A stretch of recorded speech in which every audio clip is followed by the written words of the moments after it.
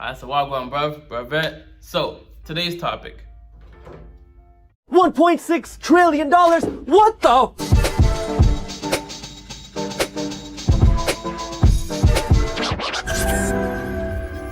What's up, everybody? I am Jaspreet Singh, and welcome to the Minority Mindset. Student loans do a lot more than just want to wrap your turban extra tight. They keep your bank account empty. Hey, wait. I found a penny. With $1.6 trillion of student loans outstanding, I think you learned your lesson. So next time you go to college, you won't want to take... Wait, you don't want to go to college again? College, we had so much fun together. Why did you do this to me? Put yourself together, because today I'm going to go over 7 things you need to do to wipe out your student loans a whole lot faster than you thought possible. But before we get into that, make sure you hit that thumbs up button below, because it's like a virtual high five, and subscribe to the Minority Mindset YouTube channel. That way you don't miss any videos every Monday, Wednesday, and Friday. First of all, before he even gets to his first of all, throughout your college, university experience, you want to have that figure that you're owing each year in mind and be saving up until that point. A lot of people just like, okay, I'm in college, I'm in university, I'll leave it towards my graduation day or when I end up finishing school. You've heard it from your parents, your teachers, your friends. You've heard it all your life. Stop doing that. Stop doing that. Stop doing that. Stop doing that. Stop doing that. But in spite of it all, you've never really been able to stop doing that, have you? But throughout the first year, you should be having some money that you're saving at your job, wherever you're working, your side hustle, and you're saving towards the day you have to start paying for your student loans. Failing to plan is planning to fail. So the estimated student loans you might end up having, let's say for example, is $40,000. So from first year, second year, third year, and fourth year, you should be saving a little bit of money leading up to the graduation day or to the day that you have to pay it back, so that you're not blindsided by all the student loans you now have to pay. Flat out ball, and there is the biggest tip maybe. Especially if you're still looking for a job that you can use to pay for those student loans in the first place. So get focused now. Don't get lost in the sauce of the partying, the game day, stuff like that. Start planning ahead and looking towards that day you have to pay the student loans back. First and most obvious, be cheap. Did you just say cheap? If you have $50,000 of student loans, you gotta come up with $50,000 and some interest to pay it off. And the simplest thing you can do is start spending less money. This way you have extra money to pay off your student loans. Stop the monthly mani-pedi, stop going out on weekends, and no, you do not need that $400 wallet right now. I know, downsizing isn't the funnest thing to do, but it's a temporary sacrifice you gotta make right now, because 2, you should absolutely not be making the minimum monthly payment. If you have $50,000 worth of student loans and your interest is 6% a year, it will be recommended that you pay $550 a month on your student loan payments. This way you can pay off your student loans over the next 10 years. But if you do not listen to this recommended amount and you pay just an extra $100 a month, so now instead of $550 a month, you're paying $650 a month.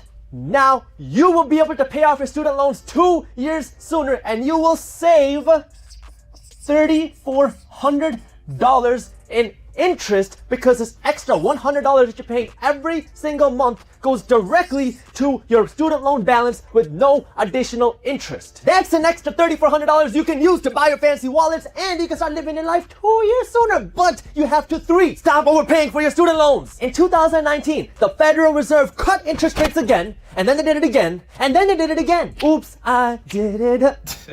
If you're taking out a student loan in 2020, you might get a better interest rate than people did before you. But if you took out a student loan anytime before 2020, you're getting screwed, because you're locked into a higher interest rate. Unless you take advantage of these lower interest rates by refinancing your student loans. Refinancing is when you borrow money at a certain interest rate and then interest rates come down. Let me actually show you exactly what I mean. Okay, so you took out $50,000 of student loans when interest rates were at 6% a year, but now, over some time, interest rates have come down to 4% a year. So now what you do, you have $50,000 of student loans, and let's assume, just for the sake of this example, that you didn't pay off any of your $50,000. So now interest rates come down to 4%, and you can go to another bank and you can say, hey bank, give me $50,000 so I can pay off this loan at 6% a year, and I'll pay you 4% a year. So you borrow this $50,000, and now your monthly payments come down to $500 a month, all because interest rates have come down. If you continue to make this $500 minimum payment or recommended payment, you will still pay off your loans in 10 years, but you're just gonna pay less money in interest because interest rates are lower. If you refinance your student loans, you need to make sure that you're getting a good interest rate and that you're not overpaying. And thanks to our sponsor, Credible, you can do just that. Credible will find you lenders with the lowest interest rates. They have no hidden fees, and they have a free form you can fill out in just a couple minutes so you can see how much money you can save on your student loans. So one of the practical things you can do, it's not sexy, it's not cute, but obviously it's to move back home with your parents. Understand, right? Or or have a place where you're paying less rent, but it's more inconvenient. For example, maybe instead of having your own room, maybe you're sleeping on a friend's couch in their apartment or their house, and you're paying them a smaller discounted price for an apartment or whatever it is, right? You have to inconvenience yourself, right? Instead of paying for a Netflix subscription, torrent the show. You know, you can find a way to get the same shows without paying for Netflix. You know, obviously, start cooking instead of eating out as much. Put down your phone bill, whatever your phone bill is right now. Do you really need that extra 30 gigabytes of data? Take down your phone bill, call them, ask them, yo, I'm thinking about leaving. Can you refinance, or can you not refinance, but can you lower my phone bill?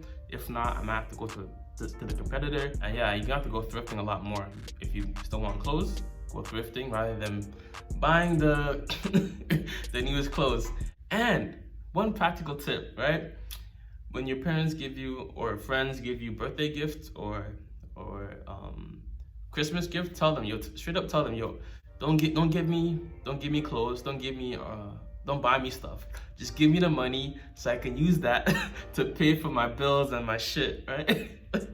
This is a very minimalistic approach to gift giving or gift getting, right? Don't give me gifts, don't give me like items that just take up space. Give me the money so that I can use it to pay my bills. I'm sure they will definitely understand it. They'll actually think of you as being more practical when you do it this way. So get focused on your expenses, cut that down, do your job, your 9 to 5 or whatever it is. And then also, once you cut down the expenses, look towards a side hustle that you can use to increase your income more so that you can pay more than just the minimum payments on your credit card bills. And obviously this is a student loan topic, but you want to organize your debts in the order of smallest to lowest, so that essentially the debt snowball method, so you can pay those stuff off. And then once you organize it from smallest to lowest, see the minimum payments that are required for each, and then attack the lowest balance with all the extra income you have first, and then whether maybe it's $100 credit card, then $1,000 or $10,000 student loans, then car note, whatever it is, and just stack it up and attack it that way.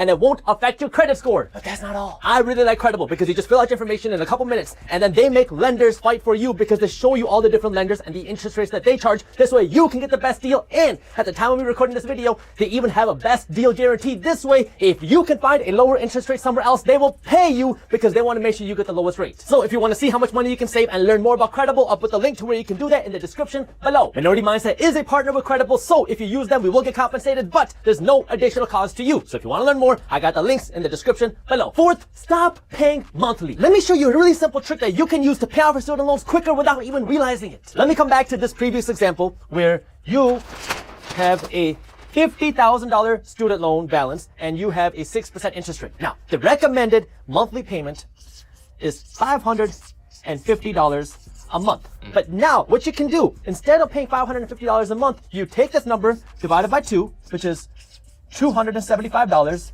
and you pay this not every month, you pay this every 2 weeks. So now you're paying $275 every 2 weeks. I don't know if you can read that.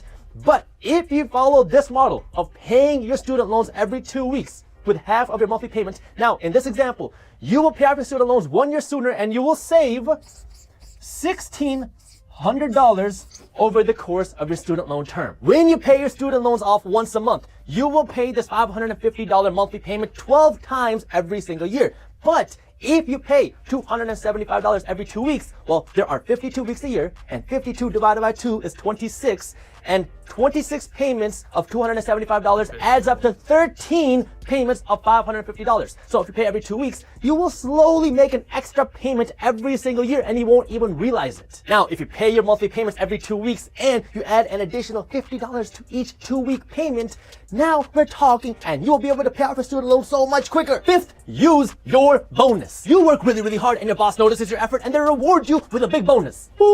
Wait, before you go out and celebrate with a vacation to the Bahamas, what you mean? I want you to funnel that extra money towards your student loans. Right now, what I want you to do is take half of your bonus, 50% of it, and funnel it straight to your student loans. So are you saying? This is why side hustles are so crucial, right? Even one like really cool side hustle that you can definitely do. It's kind of like a one-off type of thing, but it's focus groups. Focus groups, they'll pay you X amount of dollars for your time and your investment into like your study or whatever it is. People are always doing research about like cognitive like stuff like that, and just they want to know like how people at certain ages think. Just do a focus group once a week, once every 2 weeks, and doing that will definitely add up. Compared to online surveys, never, ever, ever in your life do online surveys. They are a scam, they're a time waster, but a focus group is definitely, you legit see it. You're trading your time for the money that they'll give you, and you're good to go. But online surveys, I've tried it, waste of time, complete waste of time. So stick to doing focus groups in person, where they can give you like physical cash and you can interact with them. Right? And other type of side hustles, definitely pick up a job as a waiter. What else is there? If you have a house right now, rent it out to Airbnb, host with Airbnb, and of course making YouTube videos. Online side hustles are more of a long-term game, but in-person side hustles definitely they pay straight up. No Bahamas. It sucks, I know, but it will help you breathe a whole lot easier, much sooner. This way you can afford 2 trips to the Bahamas. Double trouble. Sixth, don't do it again. If you're done with school, you can't turn back the clock and start being financially conscious when you're in college, but you can change the future. Before you jump into the new master's program, ask yourself, is that 6 figures of debt really worth those extra 3 letters? A master's is 2 letters, Jaspreet. Pull out a calculator and see if the additional cost that you're gonna have to pay is worth a pay bump that you're gonna get. But regardless of what you decide to do, I need you to start today. The interest on your loans are front loaded. During the first year of you paying off your student loans, almost half of every dollar you pay is gonna go directly to interest, versus the last year of your student loans, almost every dollar you pay is going to go straight to your principal. That means it pays to get money smart early. This way you pay extra money towards your student loans earlier on, because that's money that you won't have to pay interest on, and that's more money you will get to save over the long run. And if you want to make the smartest decisions with your money, we even have a free ebook on money management and investing that you can read for free when you sign up for my emails, and you can do that by clicking the link up here or by clicking the link in the description below. Thank you. Man, cut straight to it, bro. Like the inaction aspect of it is what's gonna hold you back, especially if you're going towards the idea of like marriage and shit, because your debt essentially becomes their debt. That's something else you need to keep in mind. When I'm not saying debt should deter you from marrying somebody, but like it should deter you from marrying somebody. Cause like now you have to like work with her or him to make sure that it becomes your debt essentially, right? Because if they're struggling financially, it's gonna affect you. So right, so know their financial like habits. Are they a saver? Are they financially conscious and stuff like that? So that's something to keep in mind of when it comes to like the act of dating. Like manage your shit. It's because it's so hard, right? You take all this, you go through all this extra bullshit, and you downsize your lifestyle, and you are stingy. You have to be stingy. You're stacking your money, acting broke, and then now you date or marry someone who's not conscious of their money, and now you gotta do the whole thing all over again, right? You may as well just get somebody who's already conscious of that shit, and y'all work together to build some financial wealth long term. But yo, take action, stop being inactive. God bless, much love, peace and joy. Namaste. Always remember, if it doesn't feed you, don't water it, and too much of any good thing is good for nothing. How am I doing? I'm doing more, saying less. Deuces.